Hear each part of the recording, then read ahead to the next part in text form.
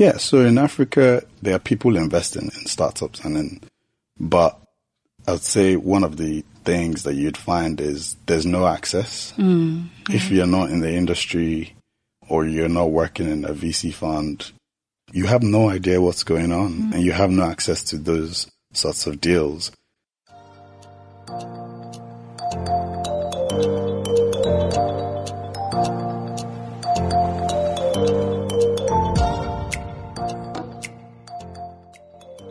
Hello and welcome again. I am your host, Chukwunonso Modi. So today we are talking about investing, particularly in the next generation of African companies. Is Africa doing enough when it comes to the next generation of companies, startups? How can we break the barriers to growth opportunities for Africa-focused startups? Joining us to have this discussion is a second-time founder who spent the early years of his career building a multi-brand fashion marketplace in the UK before moving back to Nigeria to join the financial advisory firm Alpha African Advisory. After searching for avenues to invest in early-stage startups in Africa, he decided to build a platform to democratize early-stage investing on the continent where you can invest in startups from as little as $10. I like to call him a business enabler because he creates a convergence of ideas and finance for business success. Here's Dapo Thomas, founder and CEO, Figg Africa. Welcome, Dapo. It's a pleasure to have you here. Thanks for having me. Okay, take us through your journey from building a multi-brand fashion marketplace to Figg Africa. How's it been? It's been very interesting, actually. So I think this sort of goes all the way back to uni, if I'm going to be honest.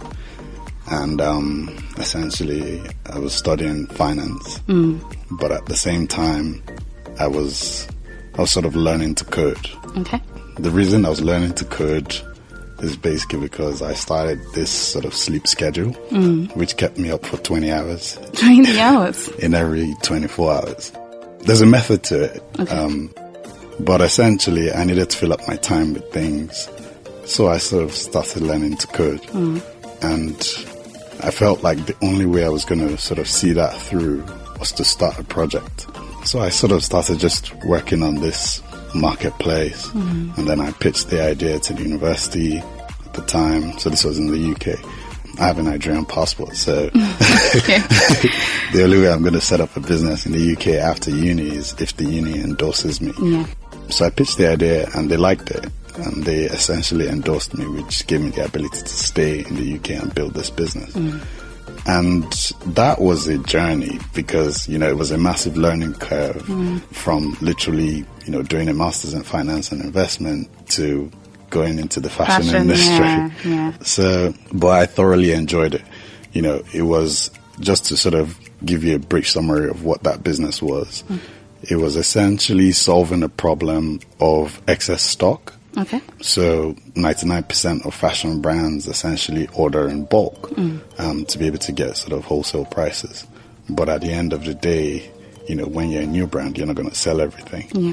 And at the end of the season, they had to take that down and sort of put up new stock. And so I said, well, what are you guys doing with all of this? And they said, well, it goes into storage. Some said recycling. Some were throwing it away. And at that sort of stage of your development, every penny counts. Yeah, you need to make as much as possible. So I built this platform that I said, well, if you just sort of sent me pictures on your inventory of what you have, we could put it online and sell it, and we'll take a commission for that. And that was the business. Right. Yeah, so it was a big sort of learning curve in that industry, but also learning that, you could fix a problem. And I was so happy to do that every day. But yeah. Okay. So moving to Figg Africa, what brought about Figg? What gave birth to Figg? Okay. So sort of shortly after sort of working on that business for a few years, I moved back to Nigeria. Okay. And I put my degree to use at this point. True. So I started out in banking, corporate banking in one of the commercial banks in Nigeria. And then after that, seeking a bit more of a challenge, I moved into financial advisory, where we sort of dealt with sort of companies interacting with debt capital as well as equity capital. And essentially, I was dealing with a lot of, legacy organizations, a lot of big companies who were trying to raise money, but they wanted to keep things the way, the way things were. Yeah. So I felt like, why aren't we working with startups? Like, that's the future. But I mean, in an organization like that, you need to keep the lights on. So not everybody's going to be happy with that idea. But anyway, I just sort of started hustling on my own to meet startups and just try and understand what's going on within the ecosystem. I was on a pretty meager salary, but I wanted to invest anyway, because I just thought, like, I want to join you on this journey. This is super exciting. But there was no real way to do that unless you had a stash of money, somewhere. And essentially that kind of led me down this rabbit hole of how can I, get involved in this? And essentially I've discovered, that there are platforms that allow you to invest, tiny amounts, so as little as $10, literally, in early stage projects. And, just internationally, you have the likes of Monzo and Revolut, who have, people who invested, little checks, but their returns now, are crazy. Okay, now, you said something which is leading to my next question. Is Africa presently investing in new generation of startups? Are they thinking about it? Are they doing something about it? Yeah, so in Africa, there are people investing in startups, but I'd say one of the things that you'd find is there's no access. If you're not in the industry or you're not working in a VC fund, you have no idea what's going on, and you have no access to those sorts of deals. You have access to the sort of public markets, so you can invest on the stock exchange. You can invest in a mutual fund. So the question is, if you can invest on the stock exchange and you can invest in a mutual fund, why can't you invest in, startups? Can it be because most people are scared? Now, I'm talking on the part of the investors now. Coming down to Nigeria, you have this thing where there are scams everywhere. So they might tell you, invest in this and you will get this, but then it doesn't turn out the way it's supposed to be. So how can you source for investors? I know reading through Figg Africa's profile, I saw that you people have something you call sophisticated investors. So what makes a sophisticated investor? How do you source for investors? So the term sophisticated investor is around sort of your earnings, your understanding of risk. Okay. Because I do have to say, investing in startups is still a risky endeavor. Okay. So at the bottom of our page, you'd see there's a risk warning that if you're investing in an early stage company, it should be part of larger portfolio diversification strategy. Okay. Just because, if you're investing in, treasury bills or mutual funds, that's still relatively safe. So spread, your funds essentially.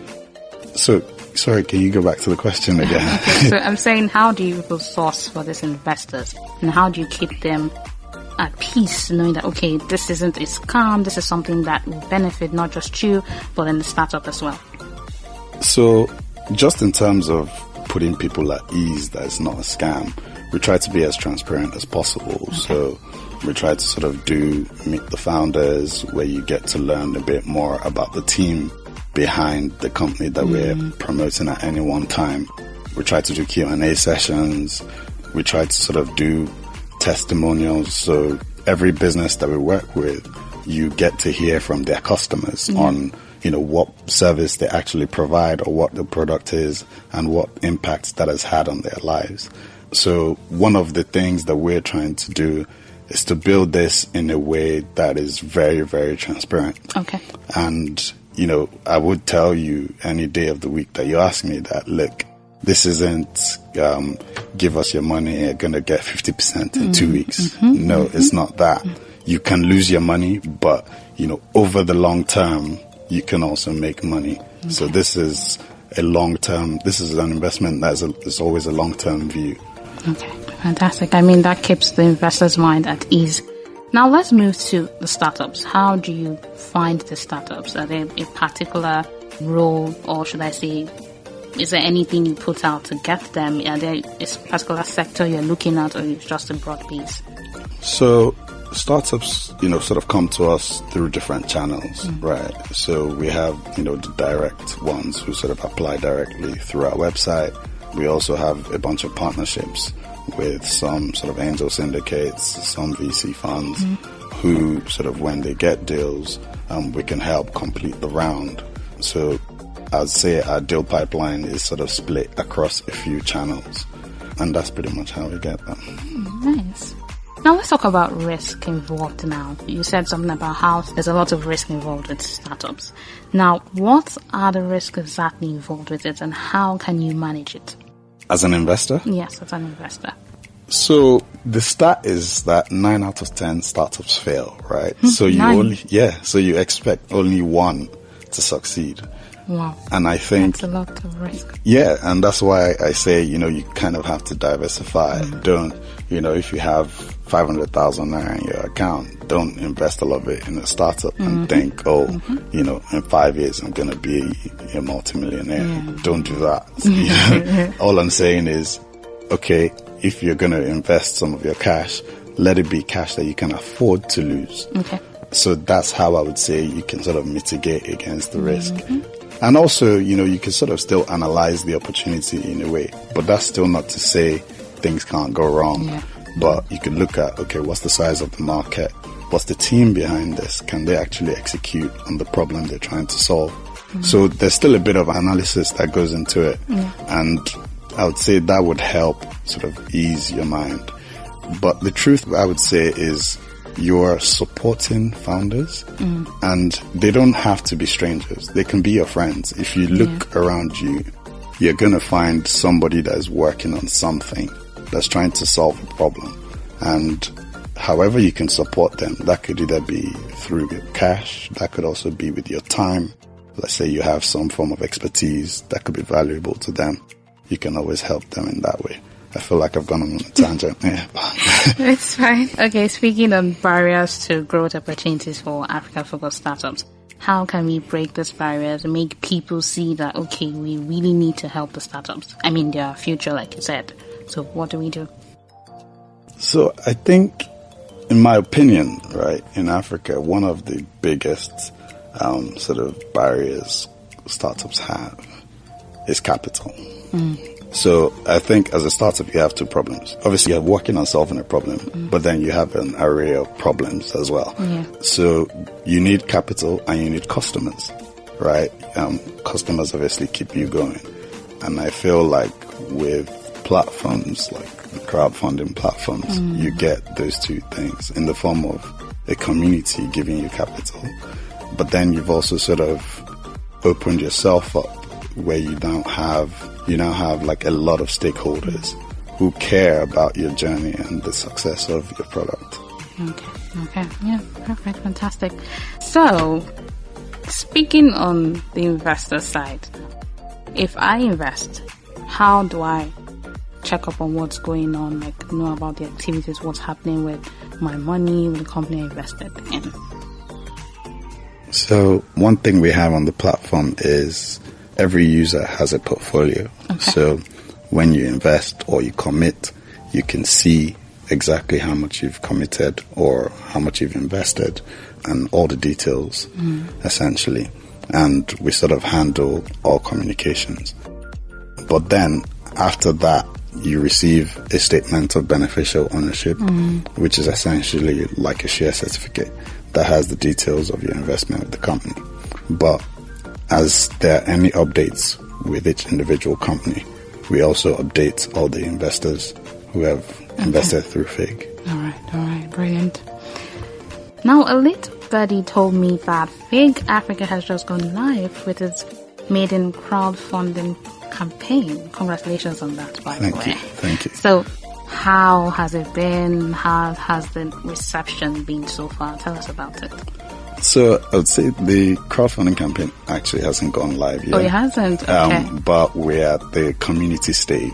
Okay. And just to explain that, so the community stage is essentially where companies can build their community in terms of you find out about a company solving a problem, you can sort of go there, learn a bit about them, So it could be watching their page. And then if you're interested, you're just sort of leaving your email address that, okay, I'm interested in their development and I would like to see where this goes. Okay. So that's where we are, but it's the campaign before the campaign.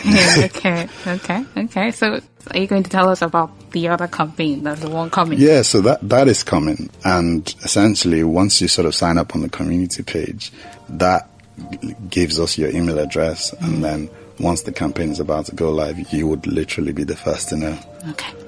We're waiting on that. So what companies are you working with as regards this campaign? Okay, so right now, the company we're working with is called Imali Pay. Okay. And they essentially provide financial services for gig workers. So just to explain that, gig workers being, your Uber driver, your Bolt driver, your Gokada rider, Safeboarder, Glovo. I think I'm mentioning brands here. But Okay. All right. That's cool. Okay, thank you so much for having this conversation with me, Dapo. I mean, you shed more light on it. So that was Dapo Thomas, CEO and founder of Figg Africa. There is more coming your way. Don't go anywhere.